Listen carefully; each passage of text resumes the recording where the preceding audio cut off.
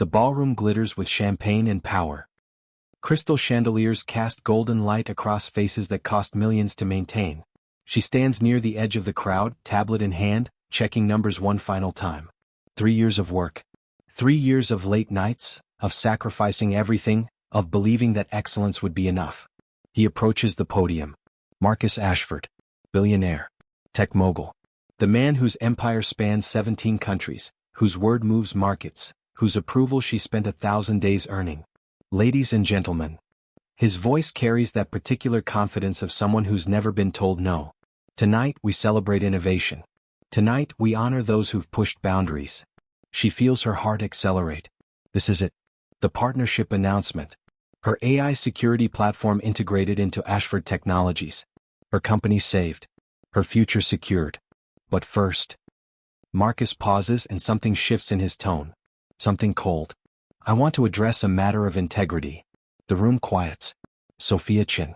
Where is Sophia Chen? Her name. Why does it sound like an accusation?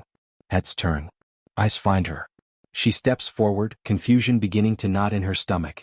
Miss Chen presented her company to us as revolutionary. Groundbreaking. The future of cybersecurity. He smiles, but there's no warmth in it. What she didn't mention is that her entire system is built on stolen code. The words land like physical blows. What? Her voice barely escapes. That's not. We have documentation. He nods to the screen behind him. Code repositories. Timestamps. All pointing to intellectual property theft from 3 separate companies. The screen lights up with data. Her data. Twisted. Manipulated. Lies dressed in technical language that the room full of investors will believe without question. No. She moves forward. That's fabricated. Those files have been altered. Security. Marcus doesn't even look at her. Please escort Miss Chen out. And ensure every media outlet knows that Ashford Technologies has zero tolerance for fraud. Hands on her arms. Expensive suits guiding her backwards. Cameras flashing. Whispers multiplying like viruses. You're destroying me. She fights against the grip. Why are you doing this? Marcus finally meets her eyes. Because you said no to me, Sophia. And nobody refuses Marcus Ashford. 3 weeks ago. His penthouse. His offer to make her his mistress instead of his business partner. Her refusal. His smile that promised consequences. This is the consequence. The ballroom doors close behind her with the finality of a vault ceiling shut. By morning, her face will be on every tech blog. By afternoon, her investors will have pulled out. By evening, she'll have nothing. But Marcus Ashford has made one mistake tonight. One single fatal mistake. He didn't ask who was watching. In this world, power isn't always held by those who seem untouchable. Sometimes, the powerful forget that shadows have eyes. That cruelty leaves evidence. That every empire, no matter how golden, has cracks. Welcome to Forbidden Empire. This is where the humiliated rise. Where revenge isn't served cold, it's served calculated, devastating, absolute. Where love doesn't bloom in gardens but in darkness, between people who've learned that trust is the rarest currency of all. Here billionaires learn that money can't buy safety. Victims discover that survival is its own form of power. And men who rule underworlds prove that sometimes, the most dangerous protection comes from the most unexpected places. If you're ready for stories where justice wears expensive suits and love grows in dangerous territory, you're exactly where you belong. Subscribe to Forbidden Empire, because what happens next will make you believe in beautiful, brutal karma. Now let's return to Sophia Chen. Let's watch what happens when you destroy the wrong woman. When you humiliate someone who, without knowing it, matters to someone you should have feared. Let's begin. 24 hours after the ballroom. Sophia sits in her apartment, surrounded by silence that feels louder than any crowd. Her phone hasn't stopped buzzing. Notifications. Alerts. Each one a small detonation. Tech founder exposed as fraud. Sophia Chen, the con artist of Silicon Valley. Ashford Technologies dodges bullet, reveals thief. Her hands shake as she scrolls. The articles are identical. Same narrative. Same sources, all anonymous, all pointing back to Ashford's PR machine. The story has been crafted with precision, released with perfect timing, designed to destroy her so completely that no one will ever trust her name again. She calls her lead investor. Richard, please. Just look at the actual code. Compare the timestamps. You'll see. Sophia. His voice carries the exhaustion of a man protecting his reputation. I've already looked. So has my entire tech team. Then you know it's fabricated. I know that fighting Marcus Ashford will cost me more than I'll ever recover. I'm sorry. The funding is withdrawn. The line goes dead. She stares at her phone. Tries the next investor. And the next. And the next. Each conversation ends the same way. Apologies wrapped around fear. Sympathy coated in self-preservation. By noon, every dollar of funding has evaporated. Her business partner calls at 1 o'clock. I'm out, Sophia. James? I have a family. A mortgage. I can't be associated with this. We built this together. And now it's over. I'm sorry. He's not sorry. He's terrified. They all are. By 3 o'clock, her legal team has dropped her. By 5, her office lease has been terminated. By 7, her assistant has cleaned out her desk and disappeared without a goodbye. 1 week later, Sophia stands outside the building that used to house her company. The sign is already gone. The locks have been changed. 3 years of work erased like it never existed. She's been living on savings. Applying to jobs under her real name. Watching every application vanish into black holes. Marcus has made sure of it. His reach extends into every tech company, every startup, every venture capital firm that might have given her a chance. Her phone rings. Unknown number. She answers because at this point, what else is there to lose? Miss Chen? A woman's voice. Professional. Cold. This is Jennifer Martinez from the U.S. Patent Office. We're calling to inform you that multiple patents filed under your name are being contested for fraud. What? You'll need to appear at a hearing in 30 days. If you cannot provide evidence of original ownership, the patents will be revoked and you may face criminal charges. Sophia closes her eyes. Of course. Attacking her business wasn't enough. Now Marcus is destroying every piece of intellectual property she ever created, ensuring that even if she somehow rebuilds, she'll have nothing to build with. Do you understand the notification, Miss Chen? Yes. The hearing details will be sent to your attorney of record. I don't have an attorney. Pause. Then I suggest you find one. The line goes dead. Sophia looks at her bank account. $3,000 left. Rent is due in 2 weeks. She can afford either a lawyer or a roof over her head. Not both. 2 weeks later. The eviction notice arrives on a Tuesday morning. Thin paper slipped under her door. Language so formal it almost disguises the violence of what it means. She has 14 days. Sophia sits on the floor of her empty apartment. Most of her furniture has been sold. Her clothes fit into 2 suitcases. Everything she built, everything she was, compressed into a space that could fit in a storage unit. She thinks about calling her parents. But what would she say? They'd sacrificed everything to send her to MIT. Believed in her brilliance. Celebrated every achievement. How does she tell them that their daughter is now a cautionary tale? A warning other parents will use when teaching their children about ambition and failure? Her laptop sits in front of her. One last asset. She opens it, pulls up her code. The real code. The original timestamps. The proof that she's innocent. But proof doesn't matter when the person you're fighting owns the judges. She drafts an email to a journalist. Then deletes it. Drafts another to a lawyer who handles whistleblower cases. Deletes that too. Every path forward is blocked. Every door closed.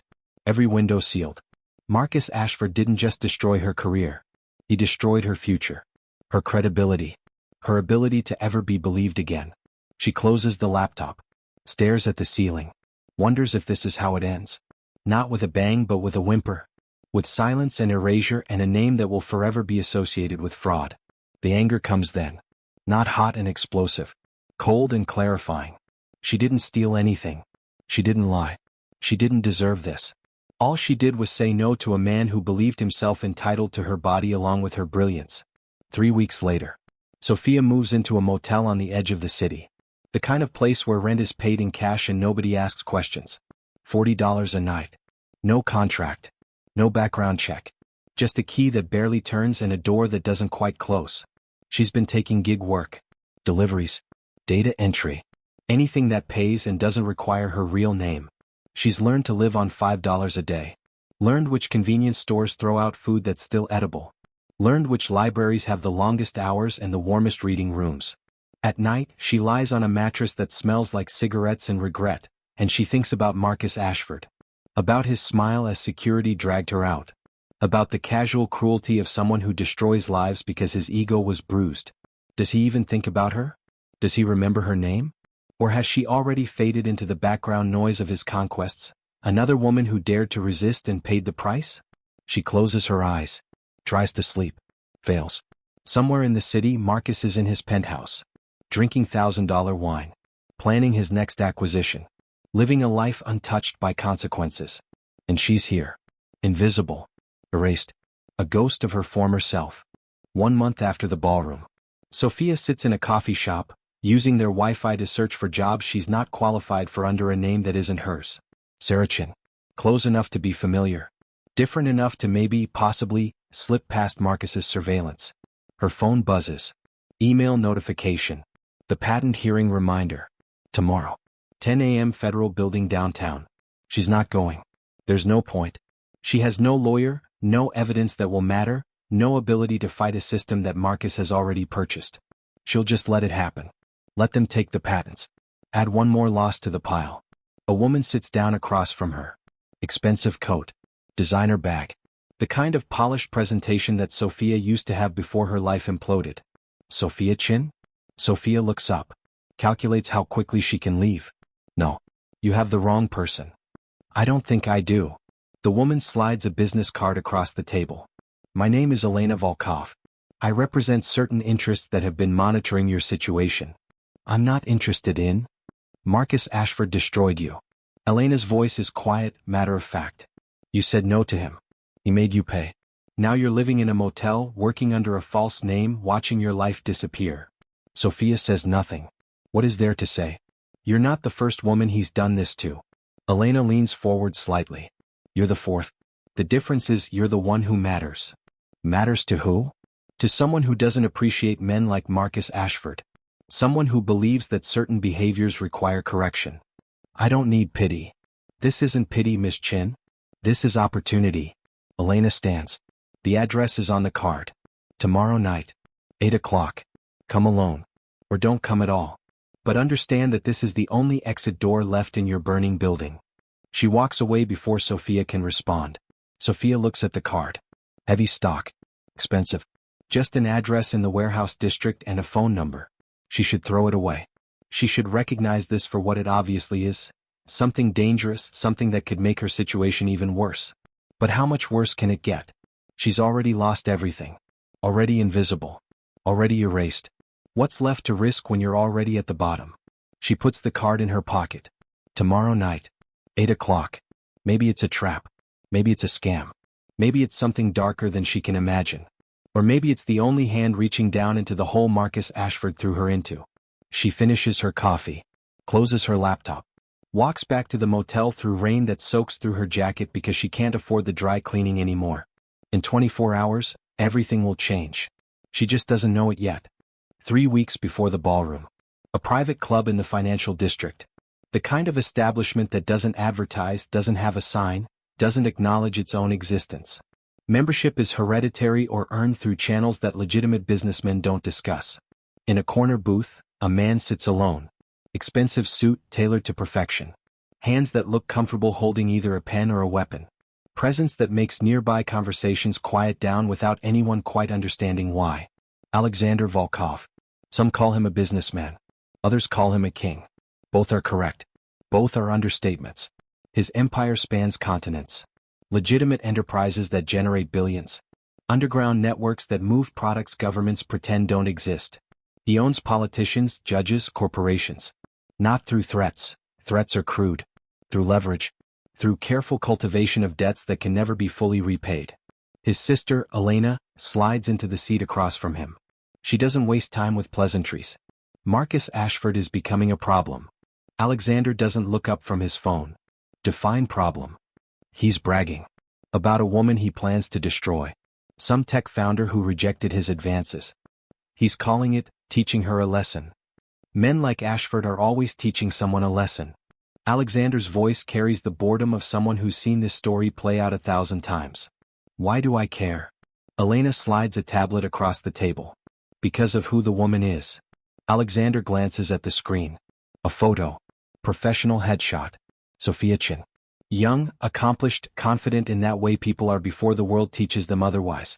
Tech entrepreneur. MIT graduate. Built an AI security platform that's actually revolutionary, not just marketed that way. Elena scrolls through data. She's legitimate. Brilliant. And Ashford is about to destroy her because she wouldn't sleep with him. Still not hearing why this concerns me. Look at her background. Really look. Aleksander zooms in on the biographical details. Reads carefully. Stops at one line. Father, David Chen. Deceased. Lung cancer. Mother, Lin Chen. Deceased. Car accident. Date of mother's death, April 17, 2019. Something shifts in his expression. Barely noticeable. The kind of change that only someone who's known him for decades would catch. Elena. Yes. This is the girl? Yes. Aleksander sets down the tablet. Leans back. For several seconds he says nothing. 5 years ago. Rain. Slick roads. A black sedan hydroplaning on the interstate. The driver, a woman in her 50s distracted by her phone, worried about her daughter working too hard in California, never sees the truck jackknifing in her lane. Impact. Metal screaming. Glass exploding. Physics turning a vehicle into a coffin. Aleksander had been driving north on the same highway. Saw the accident happen. Pulled over while other cars kept driving, kept pretending they hadn't witnessed someone's world ending. He'd reached the sedan first. Found the woman barely conscious, trapped behind a steering wheel that had crushed her chest. Blood everywhere. Her lips moving trying to form words. He'd knelt beside the broken window. Held her hand because it's what you do when someone's dying and terrified. My daughter. Barely a whisper. Tell her I'm proud. Tell her she's brilliant. Tell her. Lin Chen died before she could finish the sentence. Aleksander had stayed until the ambulances arrived. Had made calls. Had ensured that the woman's body was treated with dignity, that her daughter was notified properly, that the funeral expenses were covered by an anonymous donation. He'd attended the funeral from a distance.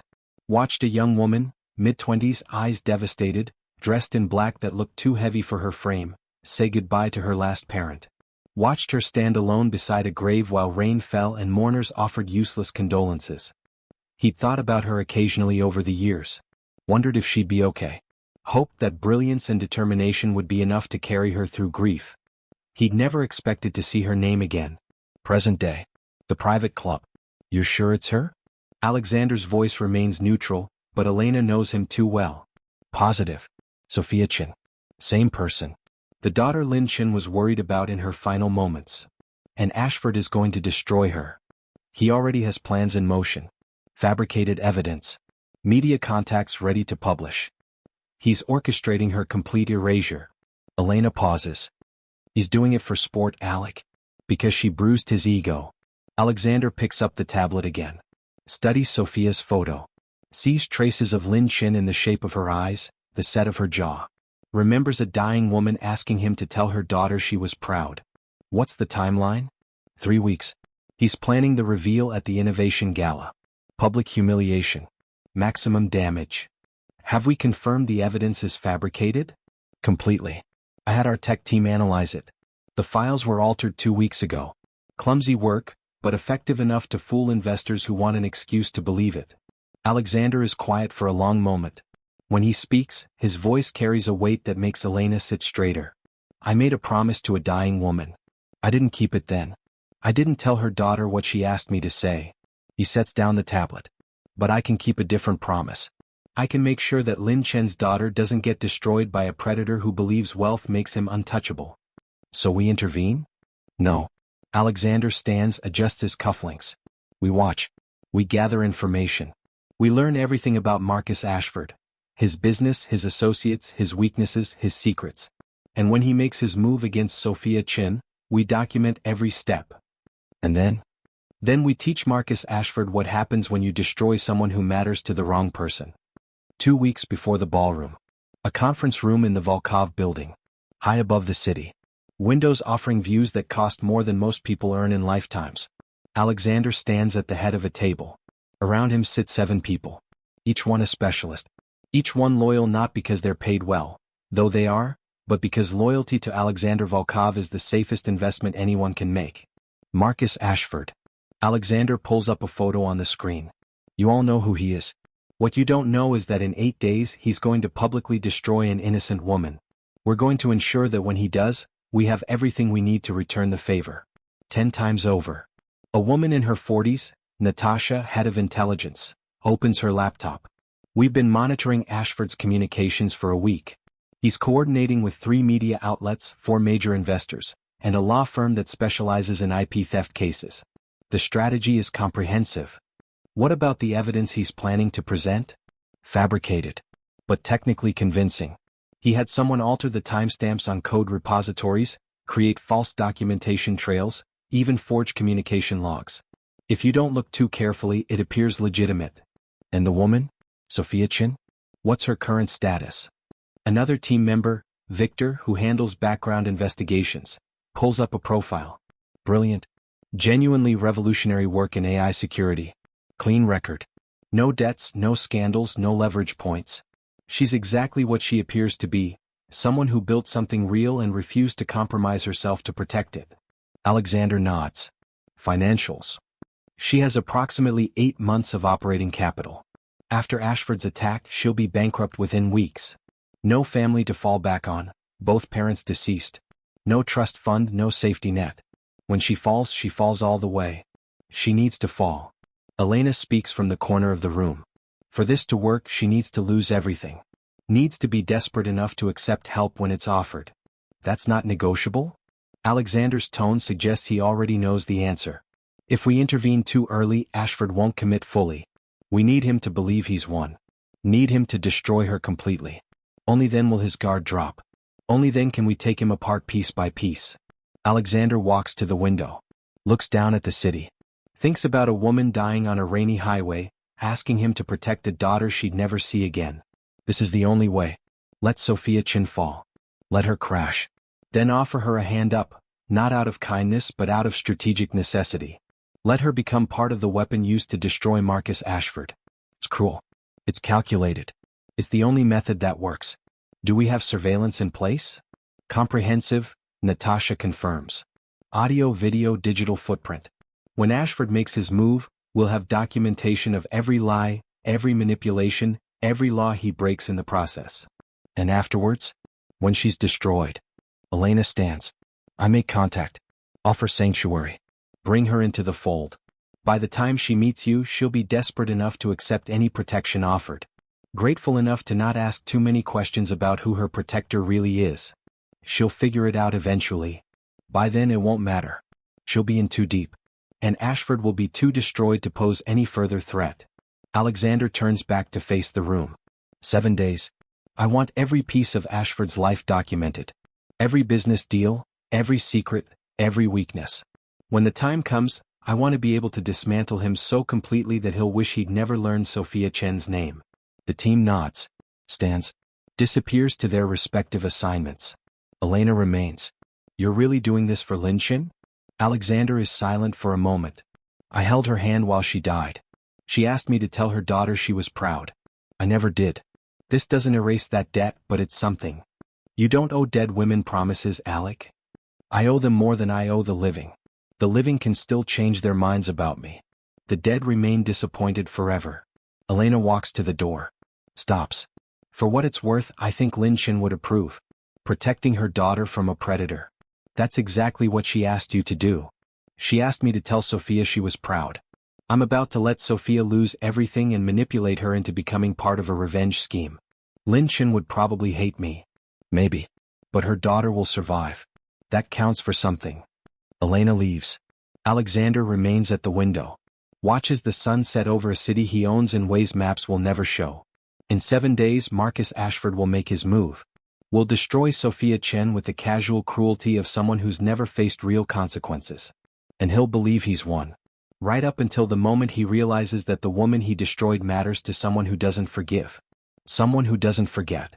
Someone who views revenge not as an emotion but as an art form requiring patience, precision, and absolute commitment. Marcus Ashford has lived his entire life believing that money makes him untouchable. He's about to learn otherwise. The lesson will take months, maybe years. But by the end, Marcus Ashford will understand exactly what it costs to destroy someone who was under Aleksander Volkov's protection, even if neither of them knew it at the time. The city lights flicker on below. Beautiful. Indifferent. Constant. Aleksander makes a call. It's time. Begins surveillance. I want everything. He hangs up. Returns to his desk. Opens a file that contains every detail of Marcus Ashford's empire. Time to learn where the cracks are. Time to discover what holds a billionaire's world together. Time to prepare for the slow, methodical work of taking it all apart. Not quickly. Not obviously. But absolutely. In the distance, thunder rumbles. Storm coming. Aleksander smiles. Perfect. The address on Elena's card leads to a warehouse in the industrial district.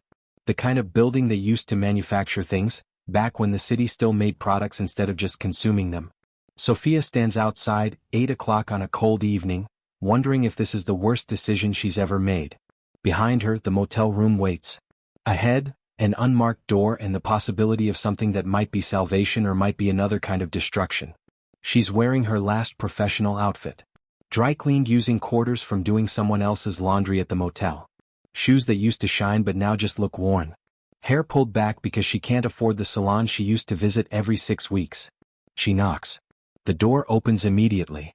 Elena stands there, same expensive coat, same composed expression. Miss Chen. I wasn't certain you'd come.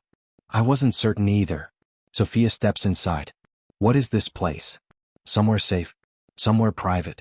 Somewhere you can speak freely without fear of surveillance. The interior doesn't match the exterior. Exposed brick, yes, but also art on the walls, furniture that costs more than Sophia's former apartment rent, lighting that makes the space feel more like a gallery than a warehouse. Elena leads her through hallways to a room with floor-to-ceiling windows overlooking the river. The city spreads out below them, lights reflecting off dark water. A man stands at the window.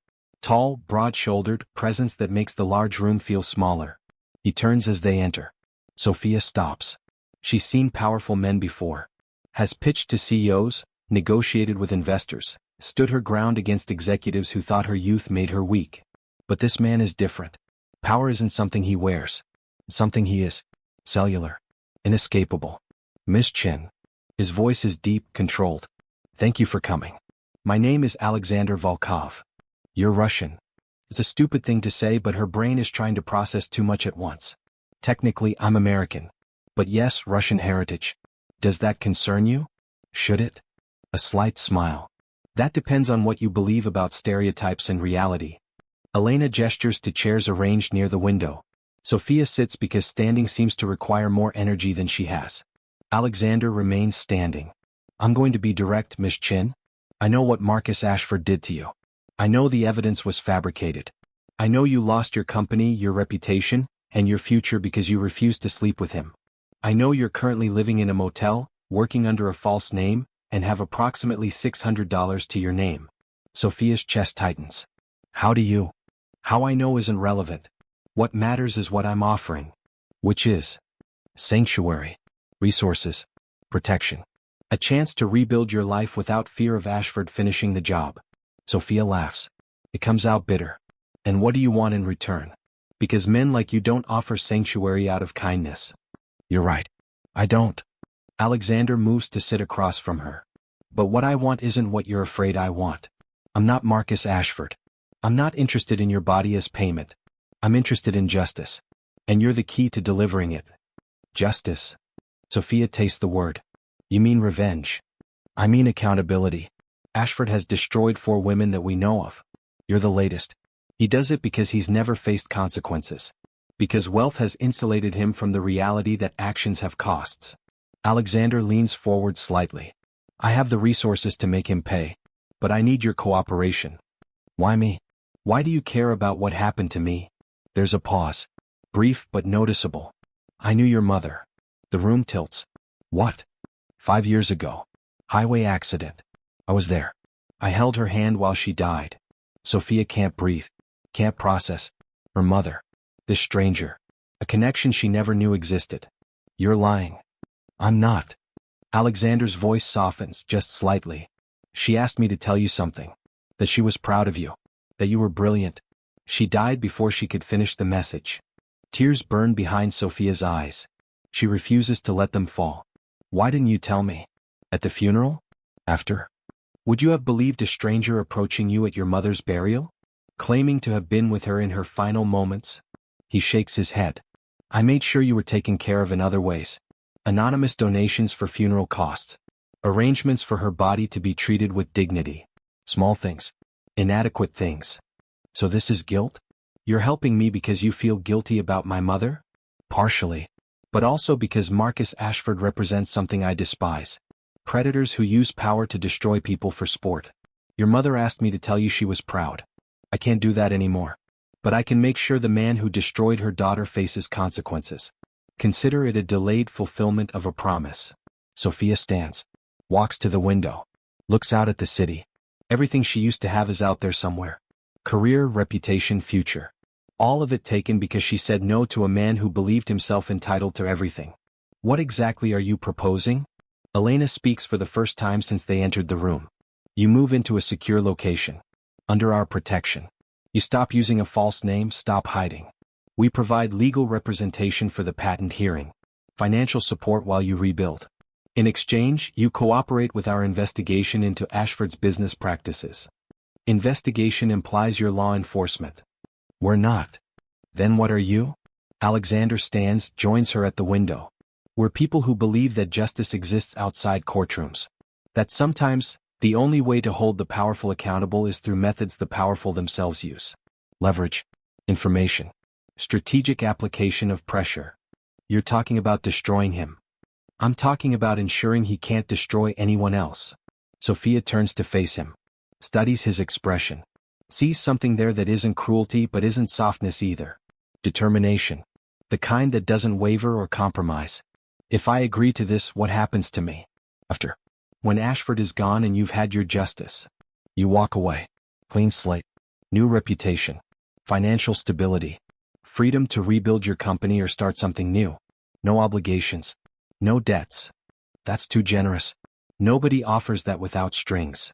The string is simple, you survive. You recover. You become proof that Marcus Ashford didn't win. Aleksander's gaze doesn't waver. Your mother asked me to tell you she was proud.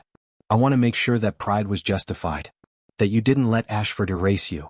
Sophia returns to the motel that night with a phone number, a promise, and questions that multiply like cells dividing.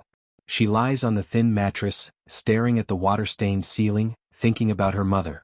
About those final moments on a highway 5 years ago. About a stranger holding her hand while she died. Had her mother been scared? In pain? Had she thought about Sophia? About all the things she'd never get to see, her daughter's success, her company's launch, the future that seemed so bright back then? And now a man claiming to have been there is offering salvation. Or manipulation. Or something in between. Sophia doesn't believe in coincidences.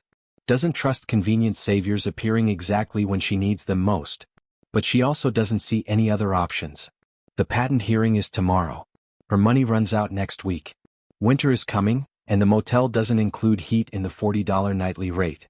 She can accept Aleksander Volkov's offer, with all its murky implications and uncertain outcomes. Or she can continue on her current path, which leads nowhere except deeper into poverty and erasure. Her phone buzzes. Text from an unknown number. The patent hearing is at 10 a.m. A lawyer will meet you outside the federal building at 9:30. His name is David Park. He's already been briefed on your case. All you need to do is show up. Sophia stares at the message. She hasn't agreed to anything yet. Hasn't signed anything. Hasn't even said yes. But Aleksander Volkov is already protecting her. The question is why? Really why? Beyond stories about her mother and promises to dying women. Men like him don't operate on sentiment. Don't invest resources into people without expecting returns.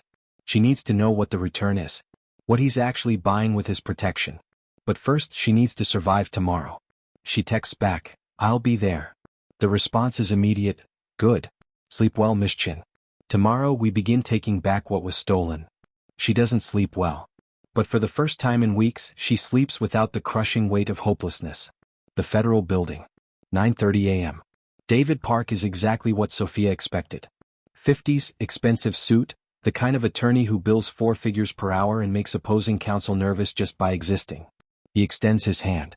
"Miss Chen, I've reviewed your case. The evidence against you is laughably fabricated. We'll have this dismissed within the hour." "How can you be sure?" "Because I've been doing this for 30 years, and I can recognize amateur forgery when I see it." He gestures toward the entrance. "Shall we?" The hearing room is smaller than Sophia imagined. A judge, 2 patent office representatives, and Marcus Ashford's legal team, 3 attorneys who look like they specialize in burying people under paperwork. The lead attorney stands. Your Honor, we're here to contest multiple patents filed under Sophia Chen's name, which we have substantial evidence were created using stolen intellectual property.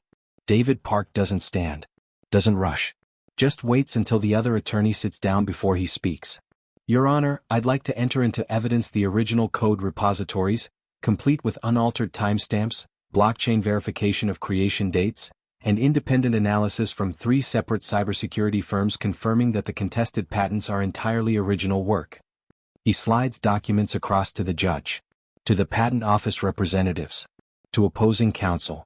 Furthermore, we have evidence that the documents presented by the challenging party were altered on November 3rd of this year, 2 weeks before the public accusations against Ms. Chen. We have the metadata. We have the IP addresses. We have the identity of the person who made the alterations, and we have their signed affidavit confessing to being paid by Marcus Ashford's legal team to fabricate evidence. The room goes silent. Opposing counsel stands. Your Honor, this is. Sit down. The judge's voice cuts through the protest. She's reading the documents, eyes moving quickly, expression shifting from neutral to angry. Mr. Park, you're saying that these patents were challenged based on knowingly falsified evidence? That's exactly what I'm saying, Your Honor. And I'm prepared to file criminal complaints against everyone involved in the fabrication. The judge looks at Ashford's attorneys. Do you have any response to this? The lead attorney's face has gone pale. We were provided this evidence by our client. We had no knowledge of any fabrication. Then I suggest you have a very serious conversation with your client about the consequences of perjury and fraud. The judge closes the file. The challenge to Ms. Chen's patents is dismissed. Furthermore, I'm referring this matter to the U.S. Attorney's Office for investigation into evidence tampering. Ms. Chen, your patents are upheld. Mr. Park, file whatever motions you deem appropriate. The gavel falls. Sophia sits frozen. She won. Just like that. After weeks of drowning, someone threw her a rope that actually held. David Park stands, collects his documents. I'll be filing civil suits against Marcus Ashford for defamation, fraud, and tortious interference with business relationships. Conservatively, we're looking at $50 million in damages. Maybe more. I can't afford. You're not paying, Ms. Chen. My retainer has been handled. Your only job is to rebuild your life while I destroy the man who tried to end it. He walks out, leaving Sophia alone with the reality that Aleksander Volkov just moved a mountain with a single phone call. Sophia steps outside the federal building into unexpected sunshine. Her phone rings. Aleksander. Congratulations on your victory. This was you. All of it. The lawyer, the evidence, the affidavit. Justice requires preparation. I simply ensured you had access to the truth. How did you get someone to confess to falsifying evidence? People confess to many things when presented with alternative consequences that are less appealing than honesty. His tone suggests the conversation is over. Elena will pick you up in 10 minutes. We have a safe house prepared. I suggest you accept the accommodation. I haven't agreed to your arrangement. You texted me last night. You showed up to the hearing with my attorney. You've already agreed, Ms. Chen. You're simply avoiding acknowledging it. He's right. She has agreed. The moment she sent that text, she stepped into whatever web Aleksander Volkov weaves around the people he decides to protect. The safe house. Where is it? Somewhere you won't be found. Somewhere you can breathe without looking over your shoulder. Somewhere you can remember what it feels like to be safe. I don't know if I remember that anymore. Then consider this an opportunity to relearn. The line goes dead. 10 minutes later, a black sedan pulls up. Elena in the driver's seat. Sophia gets in because what else is she going to do? Return to the motel? Pretend she still has a life to go back to? How are you feeling? Elena asks as they merge into traffic. Confused. Grateful. Suspicious. Take your pick. All reasonable responses. Elena navigates through streets with the confidence of someone who knows this city intimately. Aleksander has that effect on people. Who is he? Really? That's a complicated question with answers that unfold slowly. For now, know that he's someone who keeps his promises and expects the same from others. You're under his protection now. That means something in circles you don't know exist yet. What circles? Elena glances at her. The ones where power doesn't come from stock portfolios and board meetings.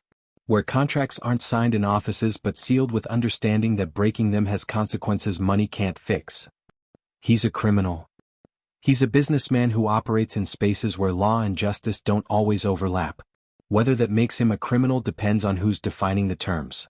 They drive for another 20 minutes, leaving the city center, entering neighborhoods that transition from commercial to residential to something in between.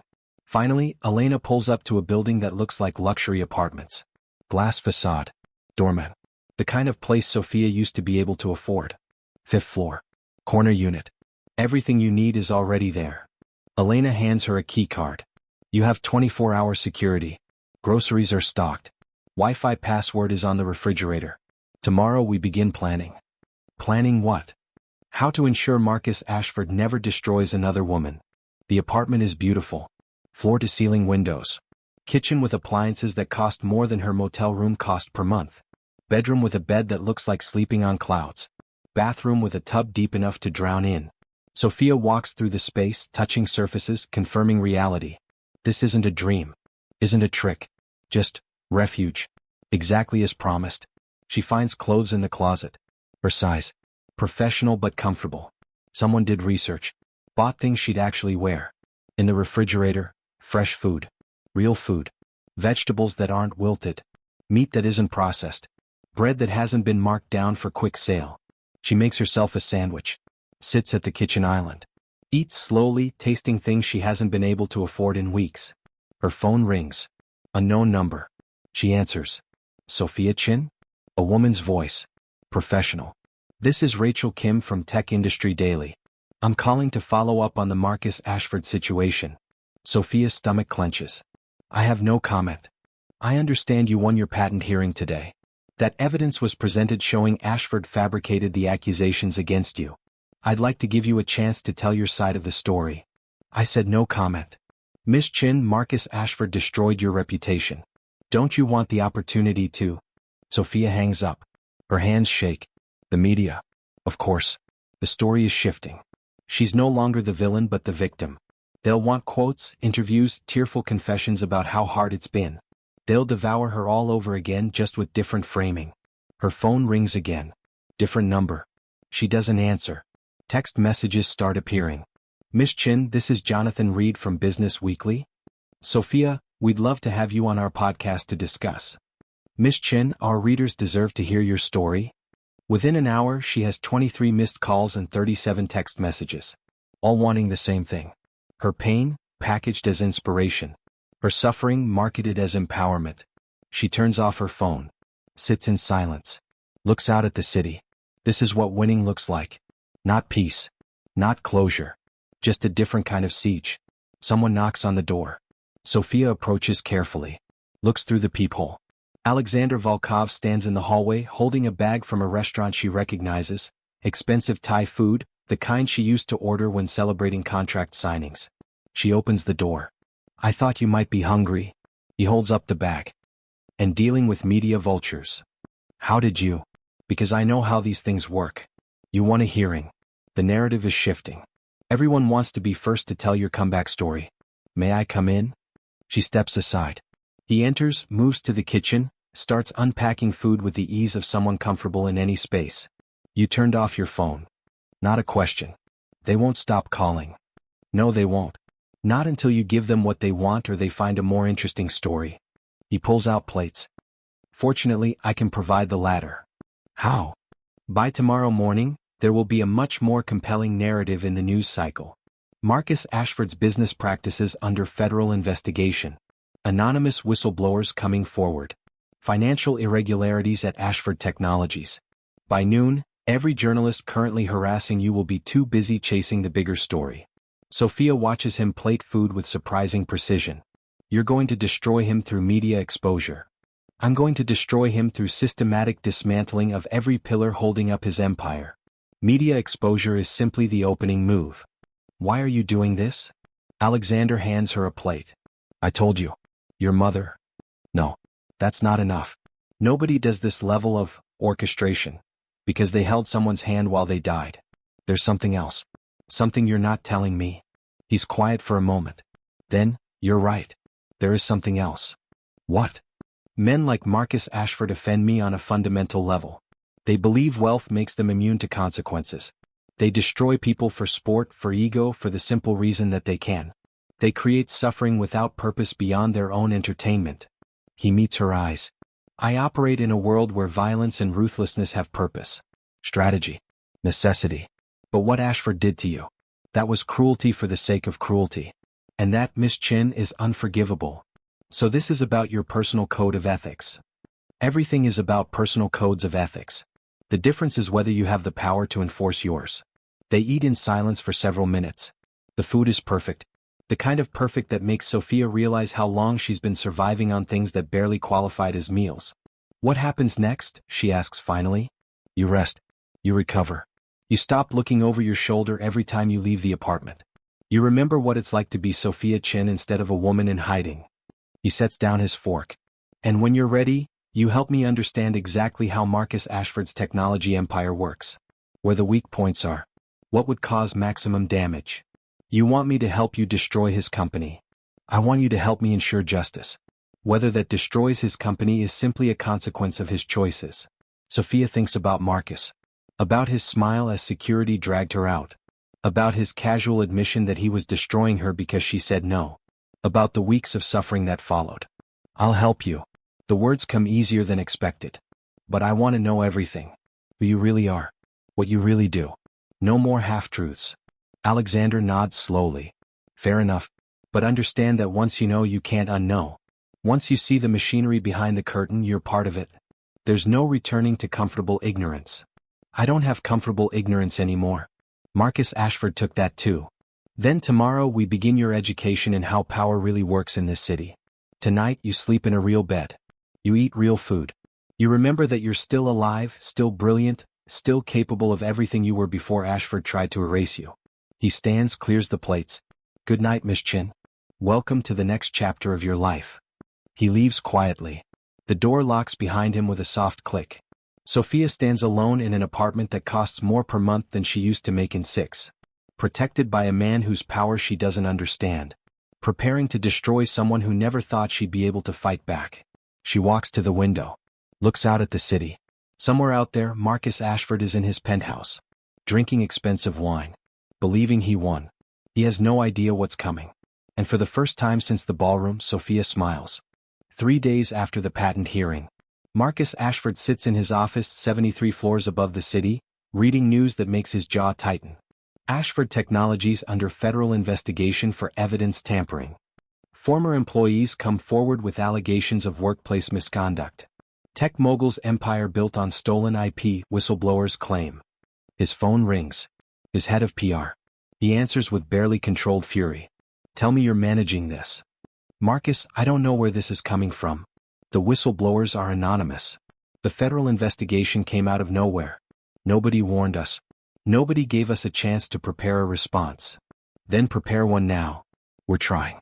But every outlet we contact already has enough information to run stories without our comment. Someone fed them everything. Documents, testimony, evidence. This is coordinated. Oh, who would have this kind of access? I don't know. But whoever it is, they've been planning this for weeks. Maybe months. Marcus hangs up. Paces to the window. Looks down at the city that's supposed to be his kingdom. Sophia Chen. This has to be connected to Sophia Chen somehow.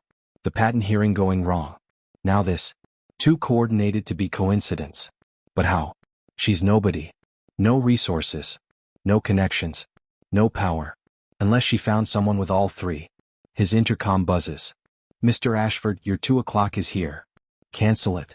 Sir, it's the board. They're requesting an emergency meeting. Of course they are. The stock dropped 6% this morning. Investors are nervous. Partners are making calls. The empire is showing cracks. Marcus straightens his tie. Puts on the mask of confidence that served him through every crisis. This is manageable. Everything is manageable when you have enough money. The board meeting lasts 2 hours. Questions about the investigation. Questions about the whistleblowers. Questions about why he authorized evidence fabrication against a tech entrepreneur. I authorized nothing, Marcus lies smoothly. If my legal team acted inappropriately, they'll be held accountable. The legal team is claiming they acted on your direct orders, the board chair says. We have emails, Marcus. Signed authorizations. Marcus feels ice in his veins. Those emails are fabricated. Are they? Because the metadata checks out. The signatures match. The timeline aligns perfectly with the accusations against Ms. Chen. This is a setup. Someone is coming after me. Then perhaps you should figure out who before they succeed. 1 week later. Marcus stands in his penthouse, glass of whiskey in hand, watching his world unravel in real time. His CFO resigned this morning. His head of R&D this afternoon. 3 board members have called for his removal as CEO. The stock is down 19%. 2 major partners have canceled contracts worth hundreds of millions. And the federal investigation has expanded.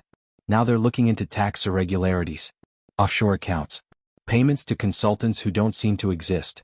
Someone is peeling back every layer of his empire, exposing things that were supposed to stay buried forever. His phone rings. His private investigator. Tell me you found something. I found who's been feeding information to the feds. Pause. You're not going to like it. Just tell me. The whistleblowers, the documentation, the coordination, it's all coming from the same source. A man named Aleksander Volkov. Marcus goes very still. Who? Aleksander Volkov. On paper he's a legitimate businessman. Import-export, real estate, tech investments. But beneath that he's something else entirely. Russian-American. Connections in circles that don't show up in public records. The kind of man you don't mess with unless you're prepared for war. Why would someone like that care about Sophia Chen? That's what I can't figure out. There's no obvious connection. But someone in Volkov's organization has been systematically documenting your business practices for months. They have everything, Marcus. Every shady deal. Every paid-off regulator. Every corner you've cut. And they're releasing it strategically, piece by piece, maximizing damage. Marcus feels something he hasn't felt in years. Fear. Real fear. Can we stop him? Stop Aleksander Volkov? The investigator laughs, but there's no humor in it. You might as well try to stop a glacier. He's too connected, too careful, too powerful. Your only option is to negotiate. Find out what he wants and give it to him. I don't negotiate with. Then you'll lose everything. I'm serious, Marcus. This man doesn't bluff. If he's decided to destroy you, you're already destroyed. The only question is how quickly it happens. The line goes dead. Marcus throws his glass against the wall. Watches it shatter. Watches expensive whiskey drip down expensive wallpaper. This is about Sophia Chen. Has to be. Everything started after her patent hearing. After she somehow got representation from a lawyer who demolished his case in 20 minutes. Volkov must be protecting her. But why? What is she to him? Marcus calls his assistant. Get me everything you can find on Aleksander Volkov. Every article. Every business filing. Every rumor. I want to know who I'm dealing with. Yes, sir. Marcus walks to his window. Looks out at the city. His empire. His kingdom. His life's work. All of it crumbling because he decided to punish a woman who said no to him. The irony would be funny if it weren't so catastrophic. 2 weeks after the patent hearing. Sophia sits in Aleksander's office. Real office this time. Not a warehouse. A legitimate building with his name on the directory. 23rd floor. Views of the financial district. The space is minimalist. Expensive but not showy.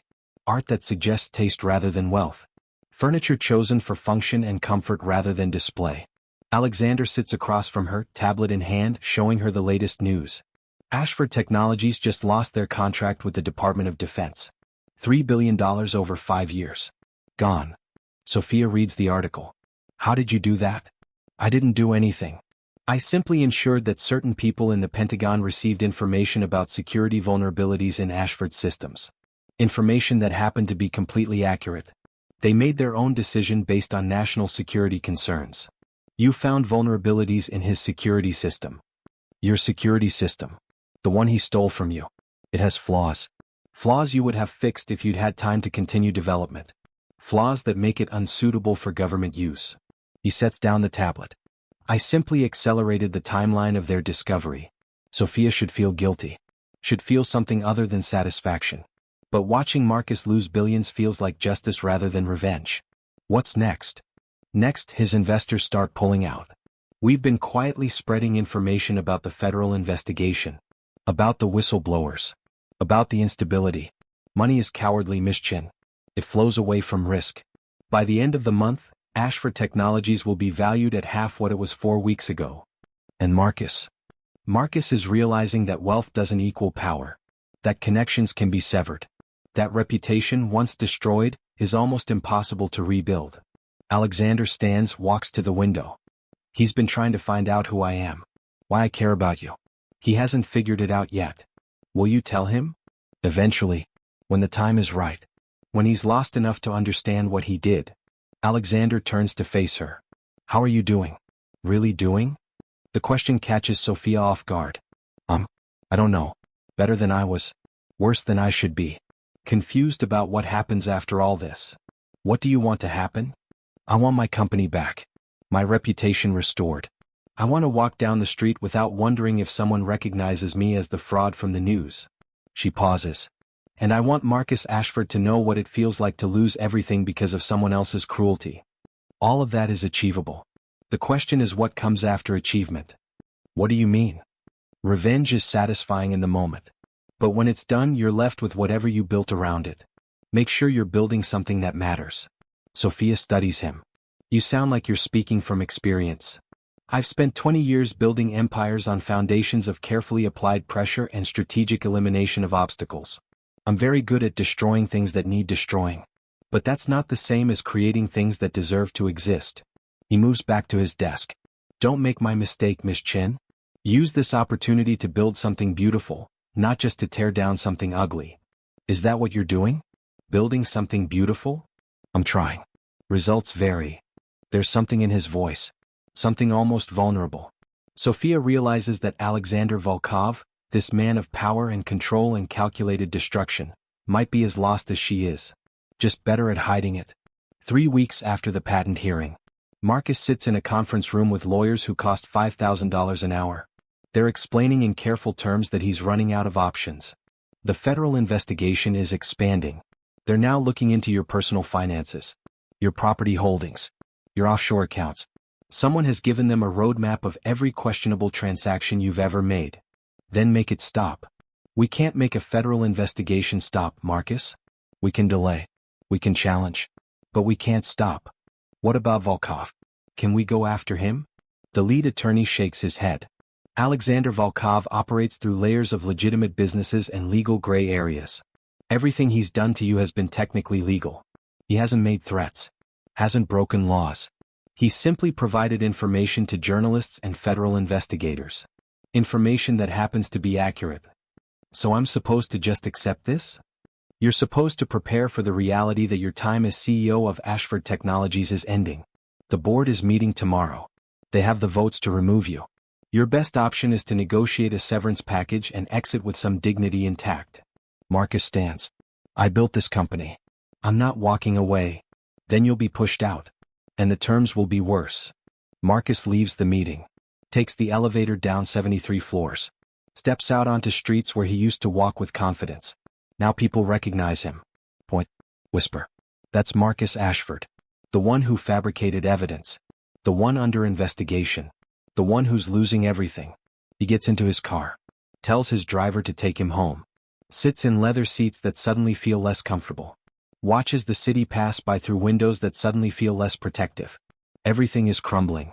Everything he built over 20 years destroyed in less than a month. Because he tried to punish a woman for saying no. The realization hits him like a physical blow. Sophia Chen. She was nobody. Powerless. Insignificant. And he destroyed her because he could. Because refusing him had consequences. Now he's learning about consequences. Now he's learning what it feels like to be powerless while someone systematic and patient dismantles your entire life. His phone rings. Unknown number. He answers out of desperate hope that it's someone with solutions. Mr. Ashford. A man's voice. Come. Controlled. This is Aleksander Volkov. I think it's time we spoke. They meet in a restaurant Marcus doesn't recognize. Not one of his usual places. Somewhere quiet, expensive, but anonymous. The kind of establishment where powerful people have conversations they don't want recorded. Aleksander is already seated when Marcus arrives. He doesn't stand. Doesn't offer a handshake. Just gestures to the chair across from him. Thank you for coming. Marcus sits. Studies the man who's been destroying him. You're younger than I expected. And you're exactly as arrogant as I anticipated. Would you like wine? The Bordeaux here is excellent. I want to know why. Why you're doing this. Aleksander pours wine into 2 glasses. Slides one across. 5 years ago, I was driving on Interstate 95 during a rainstorm. I witnessed a fatal car accident. A woman named Lin Chen died while I held her hand. Her last words were about her daughter. About how proud she was of her brilliance. Marcus feels cold spreading through his chest. Sophia's mother. Yes. I made a promise to a dying woman. I didn't keep it then. But when I learned that her daughter was being destroyed by a predator who believed wealth made him untouchable, I decided to keep a different promise. To ensure that Lin Chen's daughter didn't lose everything because of your wounded ego. So this is about honoring a dead woman's request. Partially. But it's also about principle. You destroy people for sport, Ashford. For women before Sophia Chen. All of them guilty only of refusing to sleep with you. All of them systematically erased from their industries. All of them left with nothing while you continued building your empire. Marcus says nothing. What can he say? It's all true. I operate in a world where violence and ruthlessness have purpose, Aleksander continues. Where destruction serves strategy. What you did had no purpose except cruelty. And that, Mr. Ashford, is unforgivable. So you're destroying my company. My reputation. My life. I'm providing information to people with the authority to act on it. What they choose to do is their decision. That's a coward's answer. Aleksander smiles slightly. Perhaps. But it's also legally unassailable. Everything I've done has been within the boundaries of law. Can you say the same? Marcus grips his wine glass. Wants to throw it. Wants to rage. But what's the point? This man holds all the cards. What do you want? Money? Business concessions? What will make you stop? I don't want anything from you, Ashford. I want you to understand what you did. To feel the consequences of treating people as obstacles to be destroyed rather than human beings deserving of dignity. Aleksander leans forward.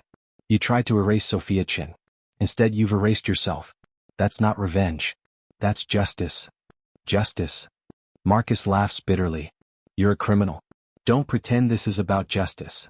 I operate in gray areas because black and white areas are controlled by people like you. People who use legitimate systems to do illegitimate things. But yes, I'm a criminal. The difference between us is that I acknowledge what I am. You hide behind respectability while being far more corrupt than I've ever been. Marcus stands. This conversation is over. Sit down. Aleksander's voice doesn't rise. Doesn't sharpen. But something in it makes Marcus sit. I'm not finished. Tomorrow the board will remove you as CEO. Next week, the federal investigation will expand to include criminal charges. By the end of the month, you'll be completely removed from Ashford Technologies. But I'm going to give you one mercy. What? I'm going to stop there. I could destroy you completely. Could take your personal wealth.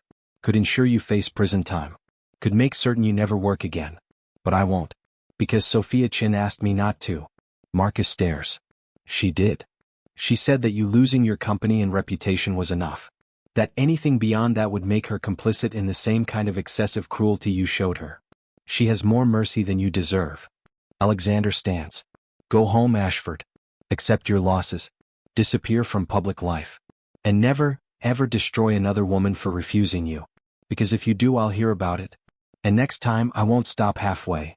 He leaves cash on the table. Walks out. Leaves Marcus sitting alone in a restaurant where he'll never be welcome again. 1 month after the patent hearing. The Ashford Technologies board meeting is brutal. Marcus sits at the end of a table where he used to command respect. Now he's surrounded by people who can barely look at him. The board chair reads from a prepared statement. Marcus Ashford, effective immediately, you are removed as Chief Executive Officer of Ashford Technologies. Your access to company systems has been revoked. Your company email is terminated. Your severance package, per the terms of your contract, will be issued pending resolution of the federal investigation. Marcus signs the documents. Watches his signature on papers that transfer his company to someone else. His life's work handed over to a CEO brought in to clean up his mess. He walks out of the building he helped design. Past security guards who no longer recognize him as someone important. Through a lobby where employees used to greet him with deference. Now they just stare. Or worse, ignore him completely. His driver is gone. His company car revoked. He takes an Uber home. Sits in a Toyota with a driver who has no idea who he is. Just another passenger. Another fare. At home, His penthouse that suddenly feels too big, too empty. Marcus pours a drink. Looks at the city spread out below him. The same view. But somehow everything looks different when you're no longer powerful enough to shape it. His phone rings. His ex-wife. He doesn't answer. She'll be calling about alimony. About the scandal affecting their children. About how embarrassed she is to have been married to him. Another call. His mother. He doesn't answer that either. Another call. A friend. Former friend. Someone who needs to distance themselves from the toxic stain of association. Marcus turns off his phone. Sits in silence. Thinks about Sophia Chen. He'd thought destroying her would be easy. Consequence-free.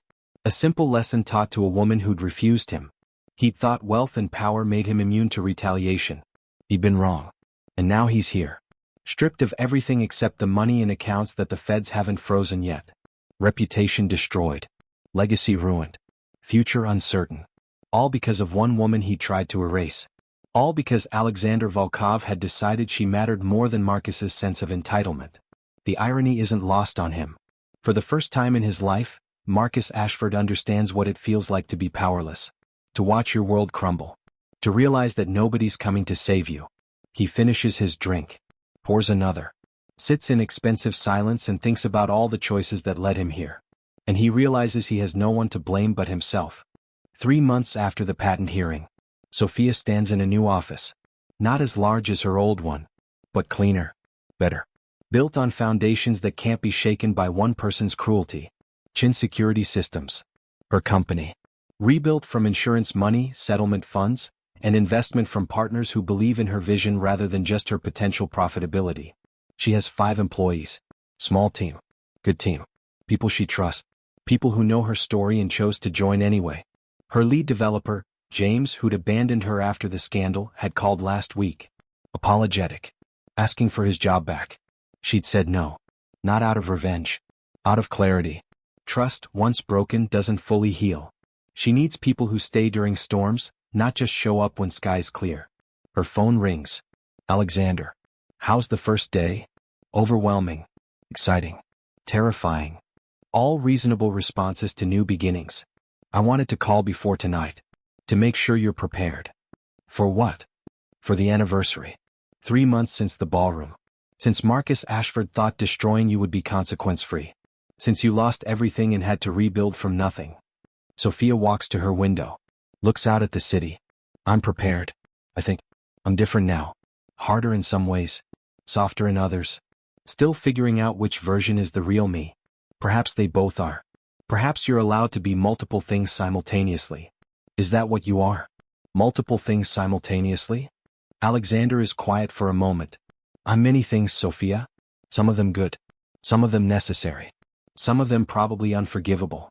I've made peace with the complexity. Have you? Made peace. I'm working on it. Results vary. Sophia smiles. Are you coming tonight? To the celebration? Do you want me there? Yes. I think I do. Then I'll be there. He hangs up. Sophia returns to her desk. Looks at the space she's building.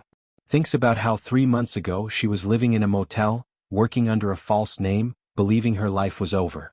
Now she's here. Not where she was before. Somewhere better. Somewhere built on lessons learned in darkness. Marcus Ashford tried to destroy her. Instead, he made her stronger. Made her understand that survival isn't about avoiding falls. It's about learning to rebuild after them. The celebration is small. Her new team. A few friends who stayed. Elena. And Aleksander, arriving precisely at 7 o'clock with wine that probably costs more than her office furniture. To new beginnings, Elena toasts. And to the understanding that being destroyed isn't the same as being defeated. They drink. They talk. They laugh about things that aren't related to trauma or revenge or federal investigations. It's normal. Beautifully, wonderfully normal. Around 9, the team starts leaving. Goodbyes and congratulations and promises to make the company everything it should be.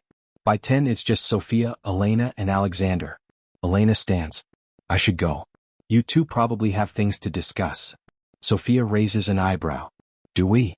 Don't you? Elena smiles. Leaves before either can answer. Silence settles. Not uncomfortable. Just present. She's not subtle, Sophia finally says. Elena believes in efficiency. Including emotional efficiency. And what do you believe in? Aleksander walks to the window. Looks out at the city lights. I believe in keeping promises. In protecting people who deserve protection. In ensuring that cruelty has consequences. He turns to face her. I believe in you, Sophia Chen. In your brilliance. Your resilience. Your capacity to be merciful even when mercy isn't easy. That sounds like more than professional respect. It is. Sophia's heart does something complicated. Aleksander. I'm not asking for anything. I need you to understand that. You don't owe me. Not gratitude, not loyalty, not anything beyond what you choose to give freely. You saved me. I provided resources. You saved yourself. There's a difference. Sophia walks to stand beside him at the window. What happens now? Between us? Whatever you want to happen. Nothing. Friendship. Something more. All of it is your choice. What do you want? I want you to be happy. To rebuild your life without the shadow of what was done to you. To create something that makes you proud. He pauses. And if, in that future, there's space for someone like me, I'd consider that a privilege I don't deserve. Someone like you. A man who operates in gray areas. Who destroys people who harm those he protects. Who builds empires on foundations most people don't want to examine too carefully. Yes, someone like that. Sophia is quiet for a long moment. My mother used to say that people aren't simple. That good people do bad things and bad people do good things, and most of us are just trying to navigate the space between. Your mother sounds wise. She was. She would have liked you, I think. Or been terrified of you. Maybe both. Aleksander smiles slightly. Both seems accurate.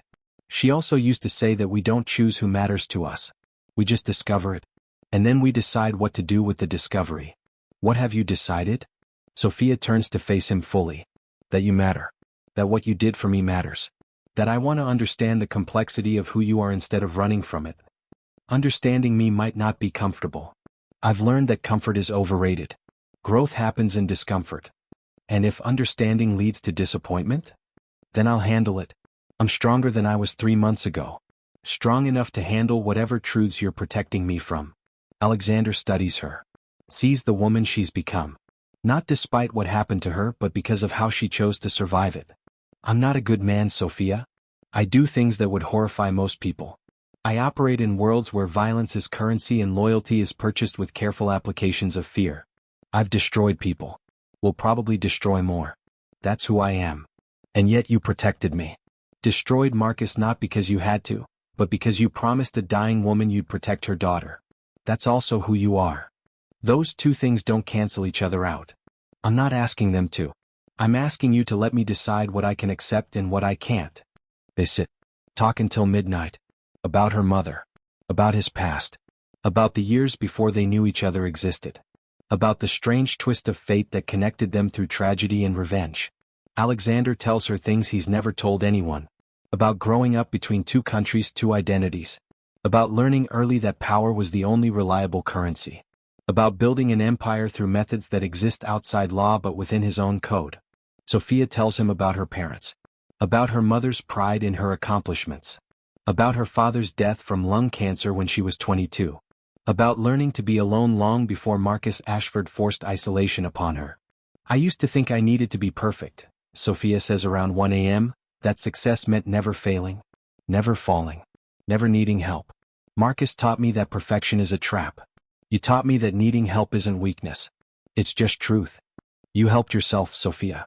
I just provided resources. Stop diminishing what you did. You orchestrated the complete destruction of a billionaire's empire because he hurt me. That's not just resources. That's commitment. I kept a promise to your mother. My mother asked you to tell me she was proud. You did something more significant. You ensured I'd have a future worth being proud of. Aleksander is quiet. When he speaks, his voice carries weight. I've spent 20 years building power, control, influence, all of it designed to insulate me from vulnerability. Then I held your mother's hand while she died, and for 5 minutes, I felt something I'd spent decades avoiding. Connection to a stranger's suffering. Responsibility to a promise I couldn't fully keep. He looks at Sophia. When Elena told me Marcus was destroying you, it felt like a second chance. An opportunity to fulfill the promise in a different way. To ensure Lin Chen's daughter survived despite men like Ashford believing they could erase her. Do you think she'd approve? My mother? Of the methods you used? No, probably not. Your mother struck me as someone who believed in light overcoming darkness. I believe in fighting darkness with different darkness. We wouldn't have agreed on philosophy. But the outcome? Protecting me. Ensuring I survived. She'd approve of that. I hope so. Though I suspect she'd still be disappointed in the man I am versus the man she asked to deliver a message. Sophia reaches across. Takes his hand. I'm not disappointed. I'm grateful. And I'm interested in knowing you beyond the role of protector and avenger. Even knowing what I am? Especially knowing what you are. I've learned that complexity is more honest than simplicity. That people who claim to be purely good are usually lying. And that sometimes the people who acknowledge their darkness are more trustworthy than those who pretend they're made of light. Aleksander looks at their joined hands. What are you asking for, Sophia? I'm asking if there's space in your life for something that isn't strategic. For someone who knows what you are and doesn't require you to pretend otherwise. You're asking if I'm capable of relationship. I'm asking if you want to try. Outside, the city continues its endless rhythm. Cars and lights and people living lives intersecting briefly before diverging again. Inside, two people sit in comfortable silence. Not everything resolved. Not all questions answered. But understanding that some things don't require immediate clarity. I want to try, Aleksander says finally. But I need you to understand what that means. My life is complicated. Dangerous in ways you've only glimpsed. Being close to me makes you a target for people who want leverage against me. I'm already close to you. Already under your protection. The danger exists whether we acknowledge this or not. This is different. This is choosing vulnerability instead of having it forced upon you. After Marcus, I learned that vulnerability is inevitable. The choice isn't whether to be vulnerable. It's who you're vulnerable with. Aleksander smiles. Actually smiles. You're too intelligent for your own good. My mother used to say the same thing. She was right. They talk until dawn. About logistics and boundaries and realistic expectations.